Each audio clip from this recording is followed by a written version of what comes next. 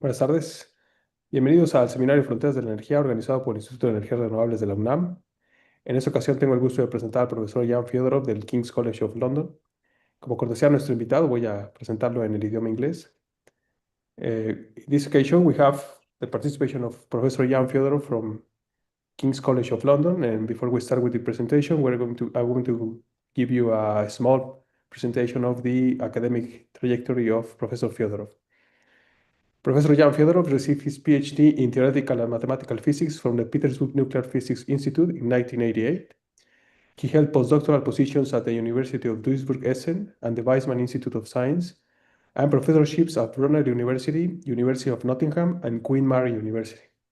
He held significant visiting positions at Cologne University as Bessel Research Awardee from 2006 to 2007, the Isaac Newton Institute, Cambridge, as Leverhulme Research Fellow in 2008, as well as at École Normale Supérieure in Paris, 2010, at the Institut Henri Poincaré in Paris in 2012, and at the Institute for Advanced Studies in Princeton, 2013. He joined the Mathematics Department of King's College of London in June 2016. His main research interest is the theory of random matrices and the applications to statistical mechanics of disordered systems, a statistical topology of random landscapes and fields, extremes of random processes, undersolved localization, and quantum chaotic scattering. Professor Fyodorov, thank you very much for accepting the invitation to participate with us in the seminar, and you may start, please. My guest. Thank you very much for opportunity to discuss my research here. It will be concentrated on basically wave scattering in systems with chaos and disorder. Usually it's formulated as quantum mechanical problems or quantum mechanical waves, but in fact, it's equally applicable to any types of waves. In particular, some experiments which I will demonstrate in support of the theory that I'd like to develop, they are done with microwaves, which are just simulate quantum systems. The original part of what I'm going to present today will be based on basically these three works which I published in the last 3 years. In fact, the last one appeared just yesterday in the archive. I just prepared it basically for this for this presentation. Will be the first where I present these results, and I start with just giving an overview of type of models that will be under consideration. So we are interested in characterizing just a quantum particle or quantum particles, although we won't consider interacting particle. Basically, a single quantum particle which travels in the environment of many scatterers. One may imagine just such a domain. It can be in any dimension, but of course, to depict it, I just use 2 dimensions. Also, many experiments are done in 2-dimensional systems, which are usually called billiards. So this represents just a domain with some impurities or scatterers inside, and one injects a wave or particle inside, and it experiences just bounces from either from the boundary, which is considered to be randomly shaped, or it can be not that much random, but not very regular. It's better not to be just a circle, say. But even with the circle, if one puts inside scatterers which scatter waves, then it's already can support interesting phenomena. So in such a domain with randomly placed scatterers, particle bounces from them and from the boundary, and basically the wave packet, which is represented by the particle, spreads over the whole domain in a diffusive way. And there are important characteristics of this system, namely the typical distance between scattering events, which is known as mean free path and denoted as L. And eventually, important, if we consider just classical particles, we start with simply with classical particle, it also characterizes by speed V, and from V and L, one can, by dimensional analysis, understand that corresponding diffusion constant, which controls the diffusion spread of wave packet, will be just a product of V and L, or if one introduces the typical time between the collision, then will be L squared divided by this time. Now, how to characterize or which model to use for modeling quantum particle in this type of environment? This is traditionally described by a single particle Hamiltonian operator, which consists of kinetic part, represented in quantum mechanics just by Laplace operator. It may be augmented with external potential of external magnetic field.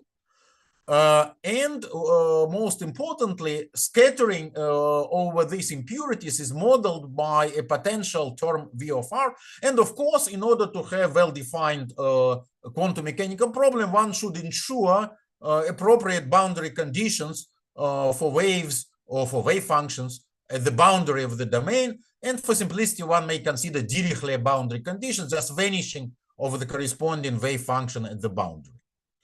Now, in order to model this system of randomly placed impurities, standard mathematical way is to consider this part, potential part, is just a random in space, random in coordinate r, and in extreme case, but it's a very useful case.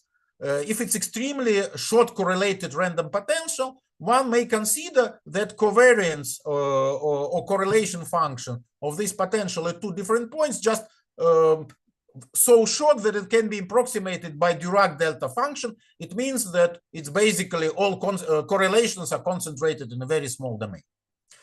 Now, when one speaks about quantum mechanical particle, it's useful to consider semi-classical domain of so-called weak disorder, when corresponding wavelengths associated with the particle is much smaller than typical distance between scattering events, smaller than mean free path. And in this situation, the strength of the disordered potential is controlled by two parameters, tau, time between collisions, and parameter nu, which is basically density of energy levels per unit volume, which is just free density if disorder is small enough. Estimate of the density as a free density in this domain is valid. When one models this, say, on a computer, it's not very handy to deal with continuous Schrödinger equation. It's possible, but it's difficult.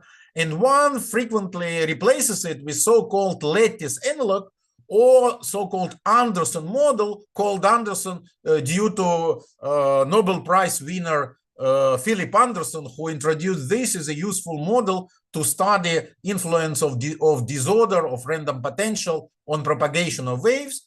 And then it's basically consists of just, it can be considered as a huge matrix in the position basis, where every coordinate, so we just discretize, we impose on this domain just a mesh, and every point now has a coordinate x with which we associate basically in position representation a site, and then on-site potentials are just random, uncorrelated for different sites of the lattice, and this second term is just replacement of kinetic energy, it just describes hopping of quantum particles between neighboring sites of the lattice. And by hopping, particle also can acquire a phase due to magnetic field. It's very convenient to have magnetic field as a probe of various properties. And this is basically the model which one tries to use to simulate behavior of quantum particles in random media. Now, what one can expect, what physical phenomena one can expect in this, I just give a very, I would say, one-page crash course is what one expects for this situation. The picture was developed by many researchers, but most important contribution was done by, I mentioned already, Philip Anderson, but second Nobel Prize winner actively involved here is David Thouless. And Thouless suggested that there are two essentially energy scales in this problem which control physical behavior of this system. So one is so-called energy level spacing. This is very simple, since this is we consider particle moving in a domain of final volume, then energy levels of this particle will be quantized, and there will be typical separation between neighboring levels. And this is basically estimate is just one, it's inversely proportional to the volume of the system. Now, and second important characteristics, not surprisingly called Thouless energy, it's basically the energy scale which by uncertainty principle is conjugated to typical time of diffusion of a particle, classical particle in this random potential. So if diffusion is characterized by diffusion constant d, then typical diffusion time by simple diffusion equation will be L squared, typical size L of the system divided by L squared divided by d, and by uncertainty, Heisenberg uncertainty relation, h bar Planck constant divided by this time will be some energy. Its energy is conjugate to, in this sense, of uncertainty relation to time, and that we get second energy. So what's the meaning of this energy?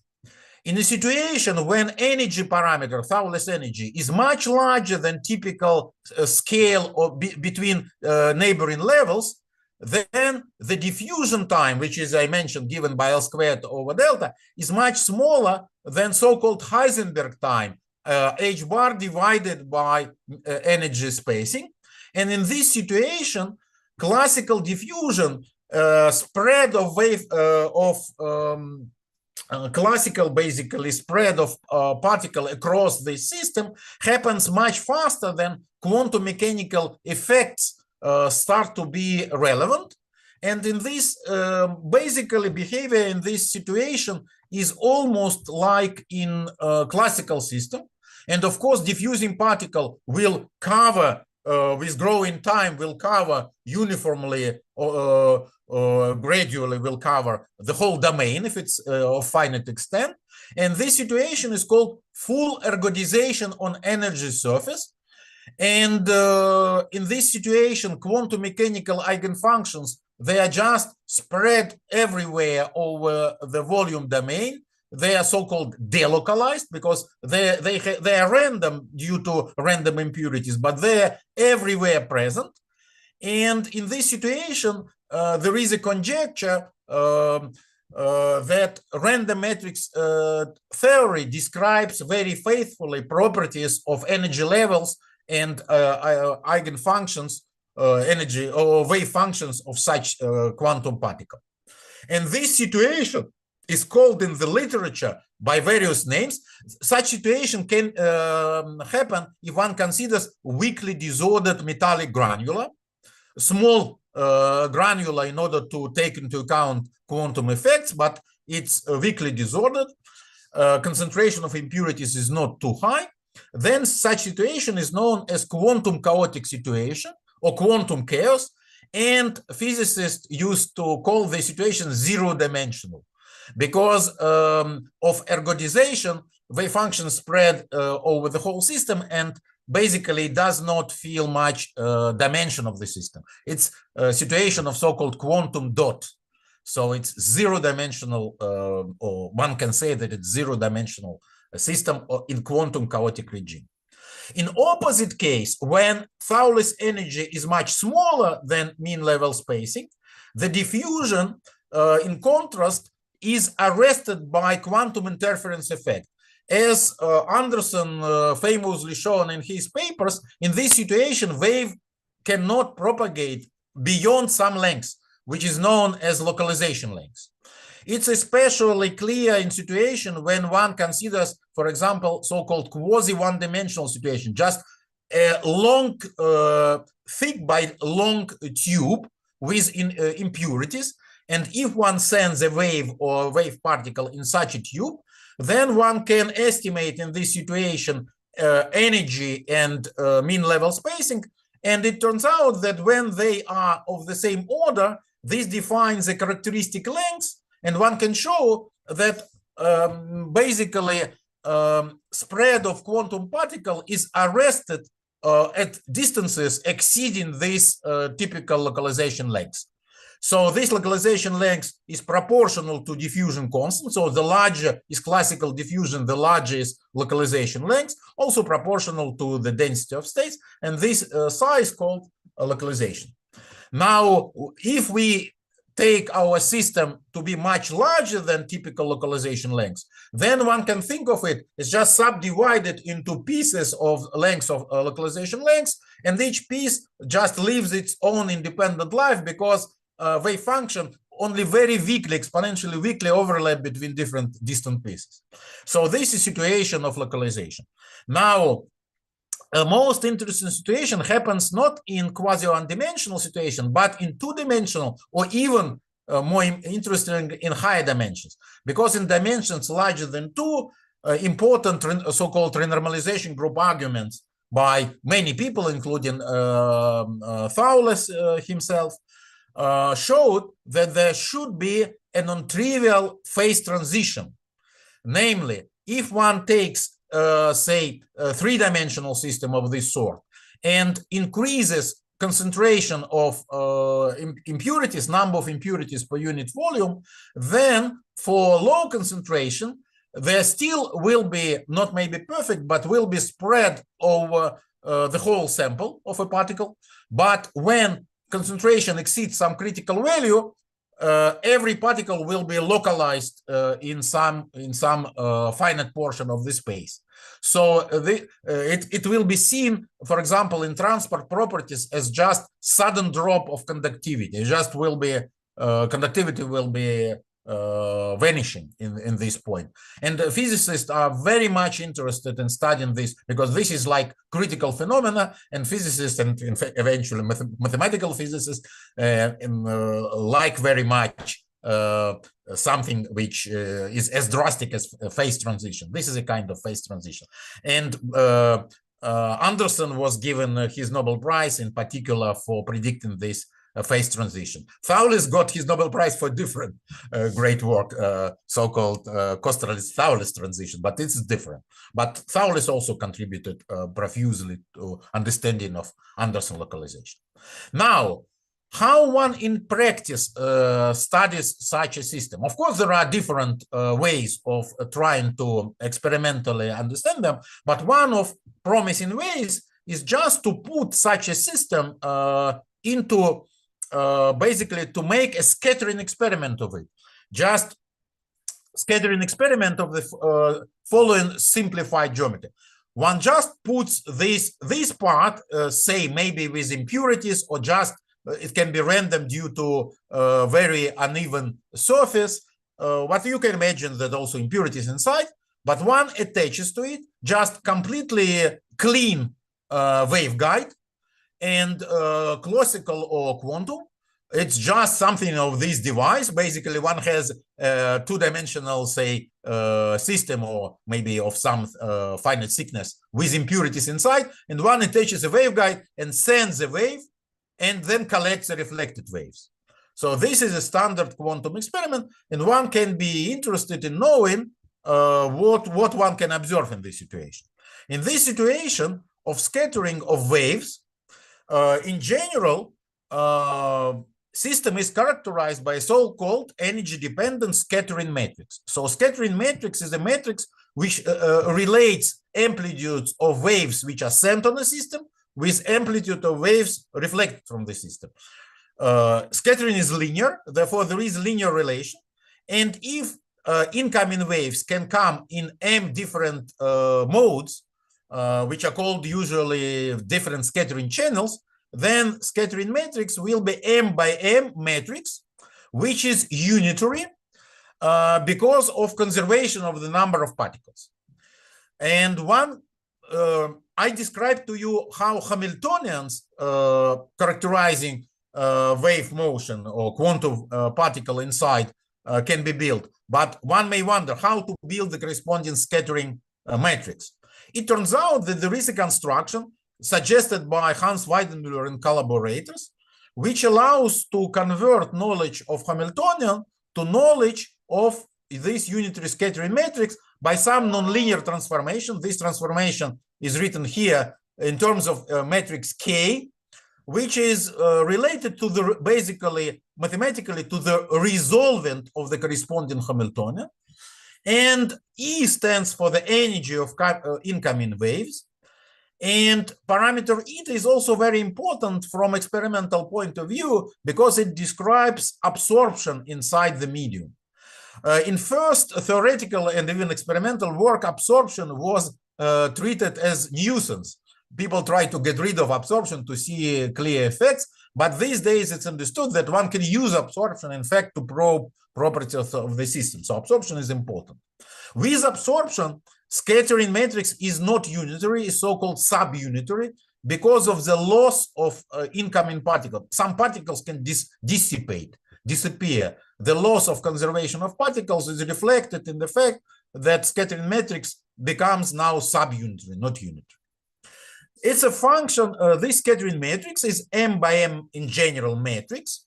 If you just have a very narrow waveguide which just supports only one mode, it's not a matrix, it's a number. It's in fact a one number, unimodular number. It's just consisting just exponential of I phase. And this is also interesting situation which one can realize experimentally. But in general, it's a matrix. And as I mentioned, this H on which it's built is just our familiar Hamiltonians, either continuous or this Anderson Hamiltonian. Now, in order to connect this part or waveguide part with internal part, one should ensure appropriate boundary conditions at the point of where these two systems meet. And this is described in general in schematic way by these matrices W, which just matrices of amplitudes of transiting from waveguide to the system and back. So in terms of this, one builds according to Weidenmüller, or sometimes it's called Heidelberg construction, because Hans Weidenmüller was director of Max Planck Institute in Heidelberg when he proposed this, and he worked with collaborators there. So it's known as Heidelberg approach to chaotic scattering. It's very convenient. What is nice also that in this way, by appropriately choosing Hamiltonian, for example, as some say graph, one can study scattering on any graph. It's very powerful construction, very nice construction. So there is also alternative way, which brings us close to topic of my presentation. Of the same matrix can be expressed also in a different way, using resolvent, now not of Hermitian or self-adjoint Hamiltonian describing this scattering, but using so-called effective non-self-adjoint or non-Hermitian Hamiltonian, which is obtained from former Hamiltonian by shifting it by some operator of the form I gamma or part I gamma, which is just made its positive from point of view of matrices. H is big matrix, which describes inner part. So if I go back just to remind you, it describes Hilbert space, which basically related to this inner part. And we consider it's a big, really big system. So it's big matrix of big size N. And this gamma describes precisely couplings. It's made of these W's, of these amplitudes of transition. So it's a positive different operator. And then one can ask, we know that if H is Hermitian or self-adjoint, all eigenvalues are on the real axis. This is a property of any self-adjoint or Hermitian matrix, that its eigenvalues are on the real axis. If one makes it by deformation non-Hermitian, especially if deformation is non-negative, that what happens, that eigenvalues of this operator, they move to the lower half of energy plane. And precisely, if you look here, you may notice that these eigenvalues will play a role of poles for scattering matrix elements. Namely, if one considers scattering matrix elements as a function of complex energy, where complex energy is real energy plus absorption part, then basically these eigenvalues will be poles, points of divergence of scattering matrix elements in the complex plane, and they are known as resonances. In particular, so these scattering poles, each of them have position in complex plane. Real part is called energy, and real part along energy axis is called energy, you say A naught, and imaginary part, distance to the axis, is called resonance width. This terminology goes back to mid-20th century, where people were interested in decay of complicated nuclei, and they considered models which are in fact intimately related with this Heidelberg approach. It was formulated slightly differently. Here one may mention such famous names as Eugene Wigner, another Nobel Prize winner who considered scattering.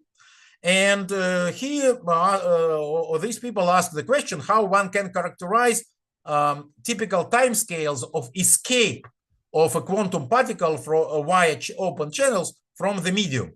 And they realized that these imaginary parts of positions of these resonances, of these S-matrix poles, they are related with inverse decay times. So that's why these objects attract attention of many researchers, because their statistics, their distribution will predict what is the distribution of times of escape of a quantum particle from disordered medium.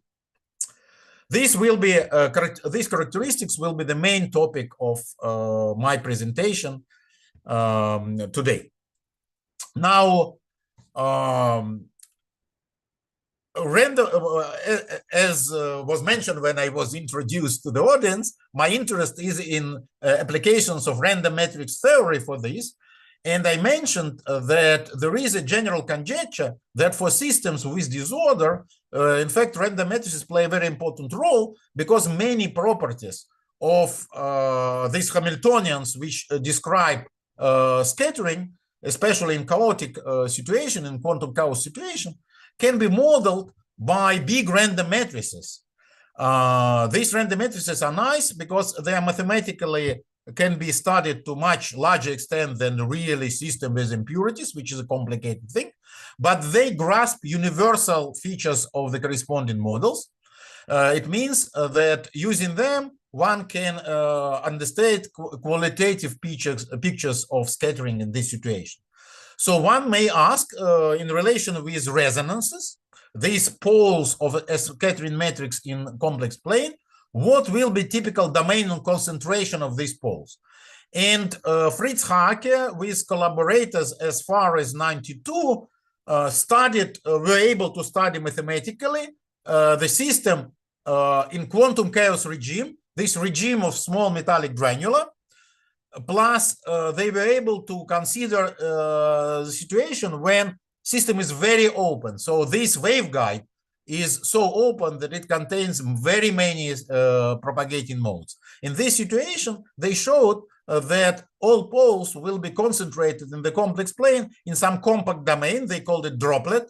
And this droplet changes when one changes W's, when one changes these couplings between constants, between channels and system of interest. And then even a second cloud or second droplet can develop. So this was basically their prediction. The distance between this rim, upper rim of this droplet and real axis is called the gap. And this has important meaning. It has a meaning of correlations in energy domain of various characteristics of scattering matrix. One may be interested in, for example, studying scattering of waves and two different energies, how they are correlated. Turns out that there is a correlation length in this energy domain for scattering matrices, and this correlation length is related with this gap. The shape, although shapes are very interesting, shapes are not universal. It means they depend on the detail of these random matrices and also details of the coupling. But other predictions, it's known, and one can mathematically show that predictions become totally universal if the number of number of open channels is kept fixed when size of the matrix tends to infinity. And this is situation which one also can realize in experiment. In this situation, there is in fact, another useful quantity which physicists use to characterize behavior of decay of these waves entering disordered system. It goes back to Eugen Wigner, who I already mentioned, who introduced so-called Wigner time.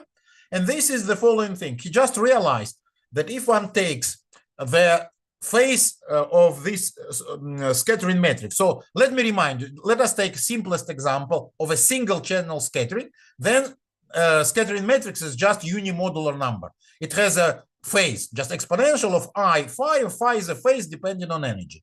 If one takes derivative of this phase over energy, then it multiplies with Planck constant, then Wigner showed that this is associated with the time, typical time, which particle spends before being scattered back inside medium. So it's very important characteristic. It's called Wigner time. And Wigner introduced this time for neglecting absorption. But in recent years, it became clear that by considering absorption, one can also introduce an analog of Wigner time. Here I consider a situation not only on a single channel, but of many channels.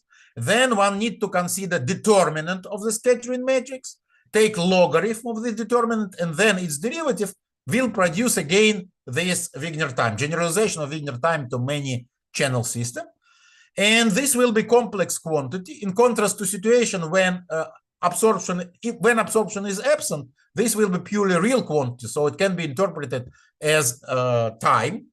But with absorption, it becomes complex. It has real and imaginary part, and one can relate this real and imaginary part to widths of these resonances, which we denoted as gamma n, and positions of resonances in a complex plane. And playing with this, one can understand that this real of Wigner time with absorption of complex Wigner time can be used as for counting resonance poles in the complex plane. It's far from being obvious, but one can show playing with this expression that just main quantity, really the mean density of resonance pole around a given point in the complex plane, can be related by integration to the mean real part of Wigner delay time. And this relation was utilized both experimentally and theoretically. What I show in the next view graph is experiments by a group of Stephen Anlage in Maryland, who in fact simulated this quantum scattering by electromagnetic waves. In some frequency domain, one can show that basically Helmholtz equation, which describes propagation of classical electromagnetic waves, can be one-to-one mapped to Schrödinger equation for a single particle. And therefore, one can use this to model quantum mechanical scattering. Anlage and collaborators showed that as simple system as just a tetrahedron made of four straight pieces connected at vertices by some so-called circulators, basically already enough to ensure that if one sends a wave via waveguide to such a system, it bounces along these bonds and then reflected back in a chaotic, in a fully chaotic manner. So this is this tetrahedron with incommensurate lengths of sides is the simplest example of quantum chaotic or wave chaotic scattering. So this was a very useful discovery since it allows really experimentally access these systems and compare with theoretical prediction. It compares with a theoretical prediction that was done long ago in our one of my first papers on this resonance scattering and statistics of resonances. And in the domain in which experimentally it was possible to measure agreement with this red theoretical prediction for one channel or for two channels. You see, here is situation with two channels. One can send this way or one can send this way. It's very faithfully follows theoretical prediction, which shows that random matrices really are very efficient tool to predict experimentally observed properties of scattering in chaotic systems. So far we discussed situation when system is purely chaotic. Can one discuss situation with Anderson localization phenomena when waves become arrested by disordered impurities? This situation most easily is realized in one-dimensional situation. I mentioned that in one dimension, any concentration of impurities eventually localizes the wave.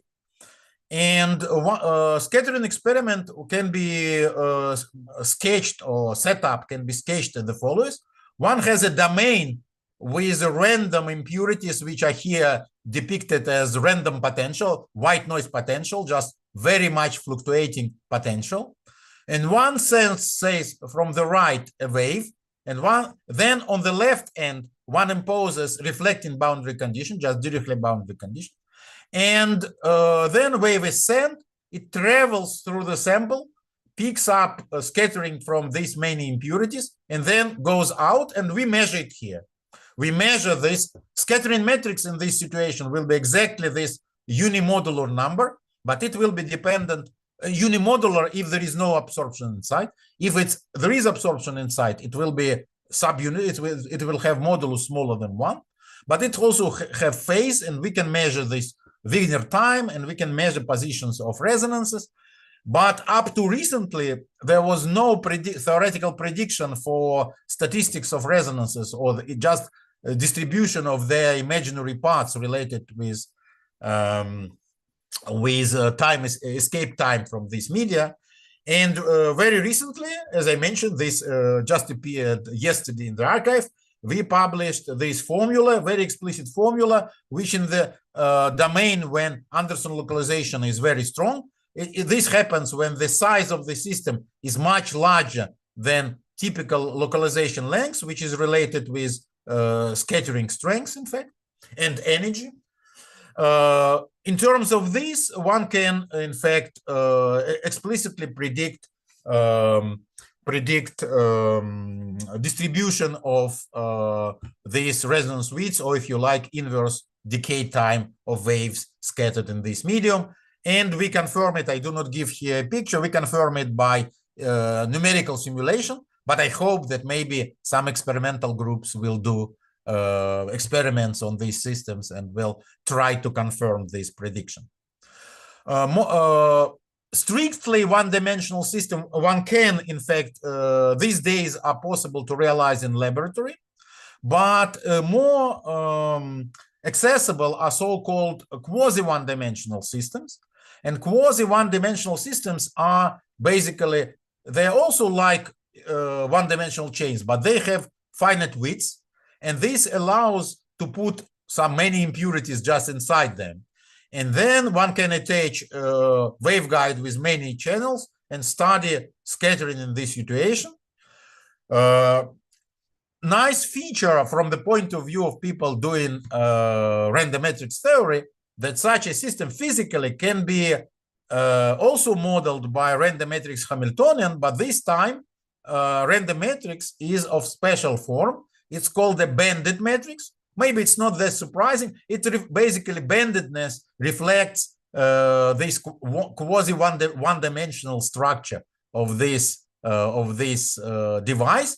But important that random entries are concentrated only in a band of width B around the main diagonal of the matrix. This is Hermitian part of the problem, and then coupling to coupling to this waveguide is described by a block of size m by m, which is smaller, considered to be smaller than n. N is a full size of the system, which should be related with L, length of this device. And from early 90s, it was a study of such matrices was a popular topic, to which, in fact, my collaborator, Felix Israelov, who is now, I think he's still employed in Puebla, in Mexico, contributed a lot with his Italian collaborators. And with Alexander Mirlin, we also worked on that, and we realized that in such a situation, the typical length by which wave can propagate before being arrested by Anderson localization effects is just proportional to the squared width of this band. So this model can be used effectively numerically simulate scattering in wires, and then one can develop a very detailed mathematical description, and to get maybe I go slightly back and say, instead of one can ask in which units it's physically it's relevant to measure these widths of resonances, which are, I remind you, inversely proportional to decay times. It turns out that natural scale is so-called mean level spacing. It's typical distance between energy levels for sample lengths of the lengths comparable with localization lengths. Then in these units, one can measure widths, and these dimensionless widths we call Y, and quite, I would say, advanced theory can be developed, and one can basically predict distribution of these dimensionless widths for exactly for this situation, just a wire perfectly coupled without any loss at the boundary with a clean waveguide, and one can now analyze this system and see that basically prediction for distribution of widths of resonances in this situation, when we have many channels, we have several regimes. Most narrow resonances are just density of these resonances inversely proportional to width, and one can explain it by physical informal arguments to show that this is really a reflection of localization phenomena. This reflects that waves inside are localized around random centers, randomly placed along these sample lengths. Then for larger widths, one has intermediate asymptotics with interesting power law decay with 3/2, and one can relate these 3/2 precisely with a diffusion. So before localizing, we still in this quasi one-dimensional situation, we have basically localization happens on long scale, and inside this scale, still there is a classical diffusion of quantum particle. And this diffusion regime gives rise to intermediate asymptotics of the distribution of widths. And finally, the largest for most so-called broad resonances with widths the largest, there is yet another power law. It's called quadratic, and this one can show related with ergodic decay of states close to the boundary.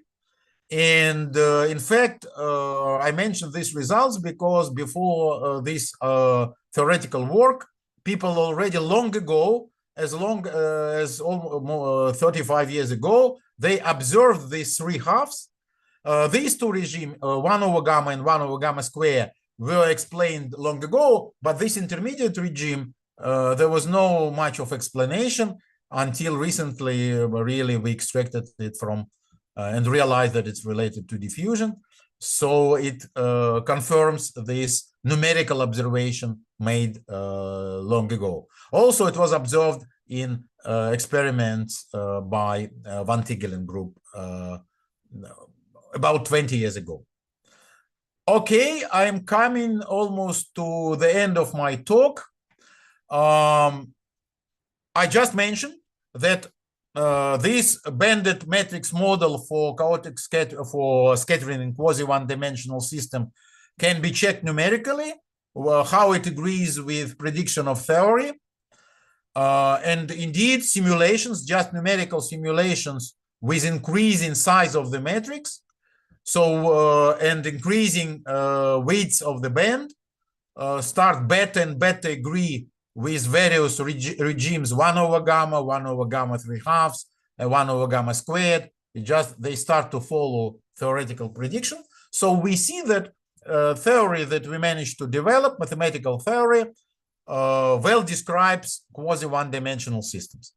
But if you still remember my introduction, I said that the most interesting, at least from theoretical point of view, but also from, in fact, experimental and maybe engineering point of view, is this phenomenon of Anderson localization in higher dimension when abrupt transition happens in behavior of waves with increased impurity concentration. And unfortunately, at the moment, there are quite a few numerical investigations, numerical simulations of this situation, how this phenomenon is reflected in distribution of resonance widths, but there is no consistent theory. It's much harder to create. This is one of the goals of the project which I still pursue and hope maybe in a few years we will be able to report some results for similar pictures, what happens in this Anderson transition. Thank you for your attention. I'm happy to take your questions. Thank you very much, Professor Fyodorov, for your presentation. And we can start with the question session. Go ahead, Professor Mariano. Thank you, Filiberto, and thank you, Professor Fyodorov, for a nice talk. I am interested for a different reason. I'm not interested in the quantum chaos thing, but I have an analogy well, I know that as long as you increase the dimensionality, at least for critical phenomena in fluids, what you get is that you shrink the density range in which they occur, namely that the density decreases as you increase the dimensionality. What would you expect over here in these regimes that you seem to have a crossover somehow from 1 over gamma to 1 over gamma 2/3 and then to gamma squared? When you increase the dimensionality, would you get something similar? Would that be d to the gamma to the d over half or something of the sort? Okay, this is a very interesting question. Thank you.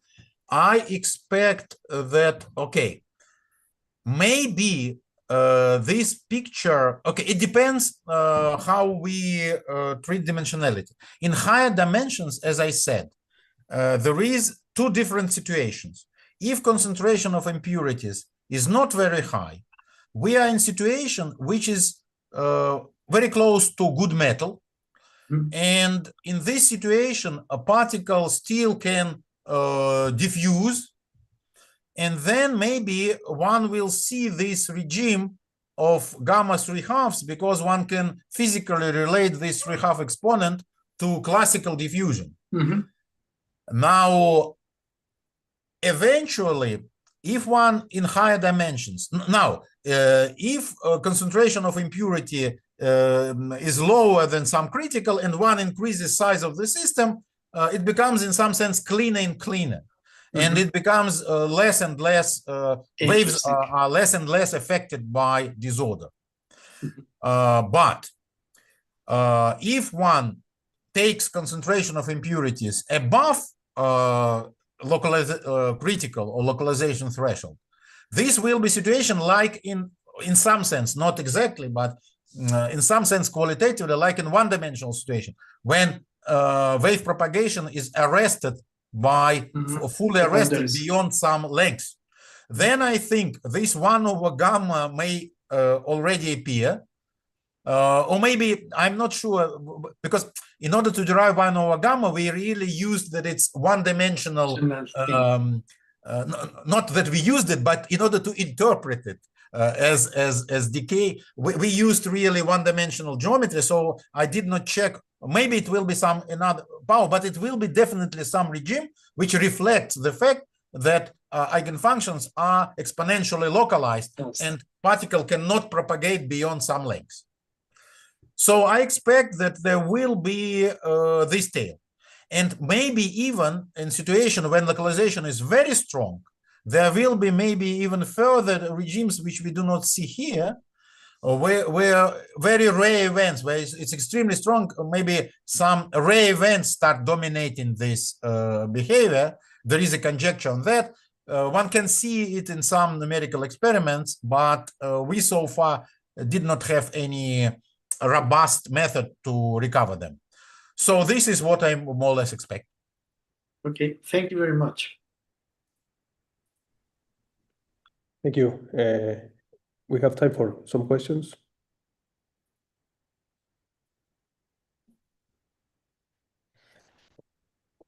Go ahead, Professor Eduardo Ramos. Thank you, Professor Fyodorov, for your very nice talk. I was wondering if I followed correctly your description. The chaos arises due to a random distribution of these points inside, for instance, in the conductor. But it doesn't arise due to any intrinsic properties of the equations. Am I right? Yes and no. In principle, you can remove all these scattering centers, although they make observation of this chaotic phenomena easier, but you may remove all of them.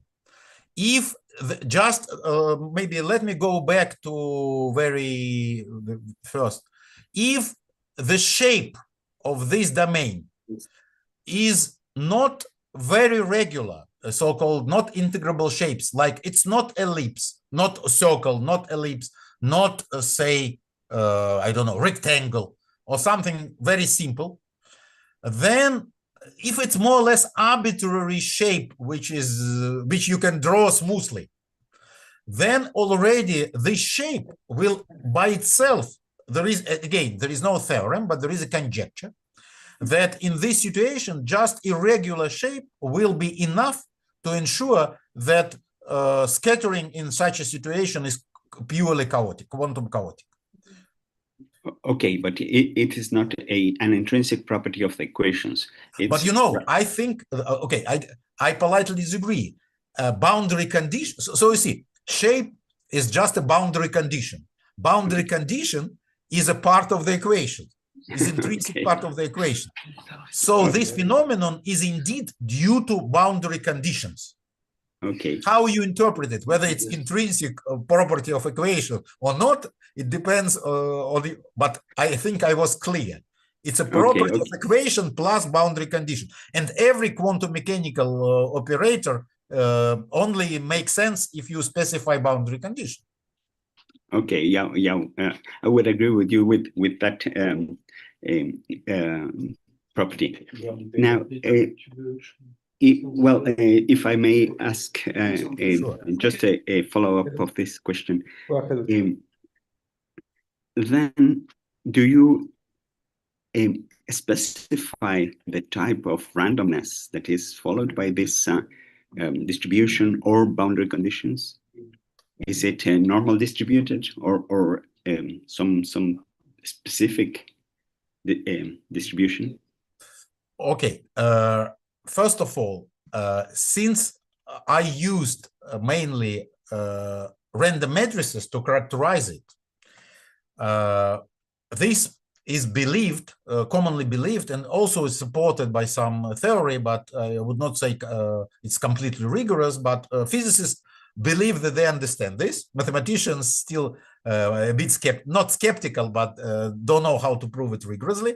But if we accept this point of view, then there are universal phenomena which are independent on a particular distribution you use, up to some limits, of course. Nothing is completely universal. But in a large range of arrangements of these impurities, or from this point of view, statistics of entries of random matrices, just results are insensitive to this.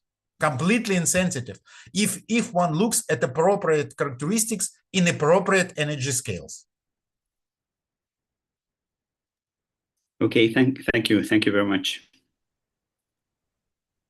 We have time for one or more or two more questions.